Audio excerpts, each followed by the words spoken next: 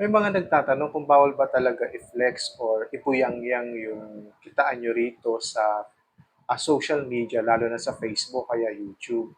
Para sa akin, hindi naman bawal kung ibuyang-yang nyo or i-flex yung kitaan nyo rito sa Facebook, lalo na yung mga malaki ang kita. Kasi pagka nakita yan ng ibang content creators na maliliit lang, at pagka nakita nila na ang laki ng kitaan nyo or kita ninyo rito sa social media, ay nakaka-inspire yun. Nagbibigay ng motivation para lalo magpursige ang mga katulad naming mga maliliit na content creators.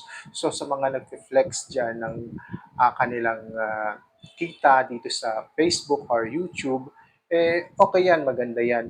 Huwag nyo lang i-flex nyo, isama nyo sa pag-flex nyo yung iyong account details, account number, at saka mga account details, mga personal data nyo. Huwag yung ibuyang yan dito. Kasi alam nyo naman, marami nagkalat na scammers dito sa Facebook at sa YouTube din, marami din.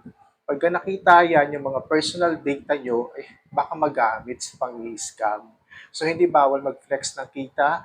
Ang bawal lang ay ibuyang-yang nyo o reflection pati kasama ng personal details nyo, yung account number nyo, yung personal account number nyo, ibinubuyang-yang nyo, sinasabi nyo, ay bawal naman talaga yun kasi meron tayong data privacy. Kaya yung mga IDs nyo, yung mga valid IDs nyo, wag yung binubuyang-yang, wag yung pipicturean tapos ilalagay sa Facebook o kaya sa ibang social media platform. Kasi makikita yan ng mga ibang taong nakamasid sa inyo.